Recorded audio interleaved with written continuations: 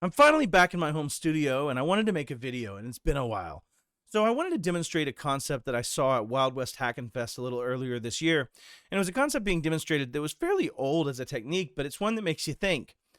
Command shell or command line driven attacks, things that are typed in as if they're a human interface device like a ducky, one of those type of USB pieces, are dangerous, but I've got to get there to attack that.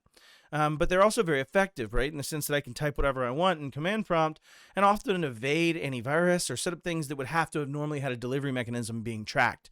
You don't often track the keys being typed into this keyboard by your users. So what this is attacking is basically like any other HID attack. This is using something called Jacket, which is a written code to take advantage of this exploit. But it's using this crazy radio that I bought from Sweden. And when they shipped it to me, they shipped me a thing saying to have a nice day, which is really cool. So thank you very much, Crazy Radio, for shipping that to me with my have a nice day. But I'm going to be using this to demonstrate taking over and attacking an exploitable mouse. In this case, it's going to be this red Logitech 510. And by taking over and injecting, because it's not encrypted, and when the manufacturers made this, they didn't make it to where it was protected, we can actually simulate and emulate being that device.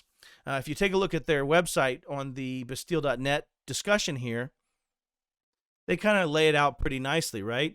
In an unencrypted RF packet, the user clicks on the left button.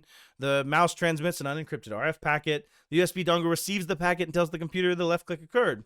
Well, essentially, vendors can encrypt, and sometimes they do it in a way that's not very effective, as we'll see in some of these exploits, but they can encrypt it to where now the packet is encrypted, and it must be, in order to be replayed, it has to have that ability to be encrypted.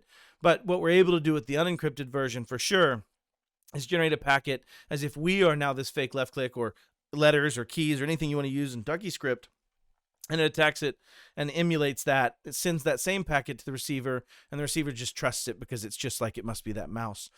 So it allows you to snoop and then relay. But let's go ahead and get into the demonstration. It should be really quick. Side by side, we have the two machines. You can see my sticky note for have a nice day.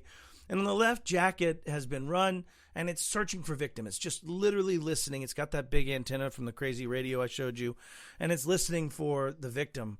The victim in this case on the right is a red mouse that has been attached to a virtual machine running inside the right machine. And as you see, it's launching something, it's running something. I've slowed it down so you can actually see what's happening in the video when we zoom in. So here's our attacker, sudo jacket --autopon script calc.